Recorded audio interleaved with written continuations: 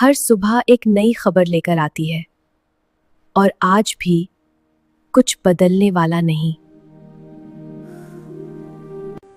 जिंदगी वही है मगर आसान नहीं रही। छोटी छोटी चीजें भी अब सोचकर करनी पड़ती हैं।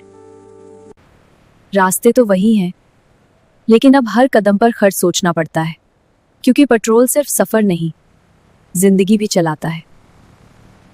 कभी जो चीजें आम थीं, आज वही सबसे मुश्किल लगती हैं। बाजार में सब कुछ मौजूद है, मगर सब कुछ खरीदना मुमकिन नहीं रहा। हर चीज महंगी हो रही है, मगर हमारी आमदन वैसी की वैसी है। अफसोस की बात है, हाँ, सबके लिए मुश्किल है। कभी कभी लगता है कि हम सिर्फ गुजारा कर रहे हैं, जीना नहीं। महीना खत्म होने से पहले ही हिसाब किताब शुरू हो जाता है, क्योंकि हम हार नहीं मानते।